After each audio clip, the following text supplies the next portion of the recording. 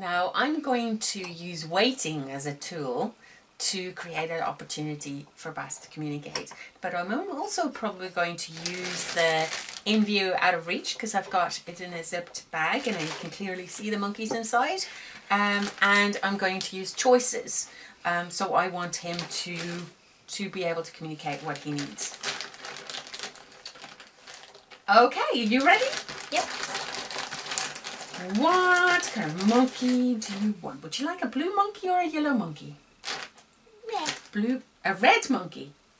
All right.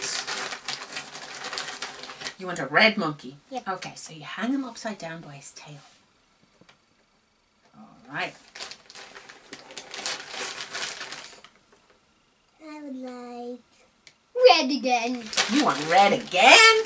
Oh, that's probably not a surprise. Is red your favorite color? Black and white. Black and white your favorite? Oh, okay, that's interesting. Red again. Red again. Oh my goodness. Now you're going to hang it on this side or you're going to hang it on this monkey over here? Oh, you're going to scatter it across. Okay. Red again. Red again. So you see, every time I offer it, I don't say anything and I wait. Red again. Where are you going to put him now? Whoa, careful, careful.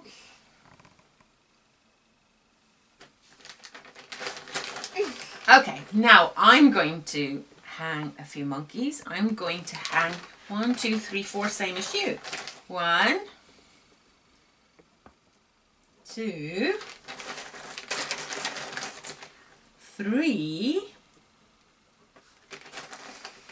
4. Okay, now it's your turn. That would be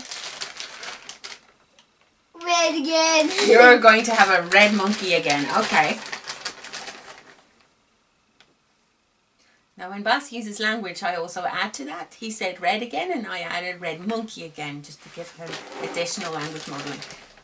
Red again. Red again, another red monkey. Okay, here you go. Another red monkey for you. Oh, I hope they don't fall. Oh, the crocodiles ate our monkey. Well, not a few because these ones ain't. Oh no.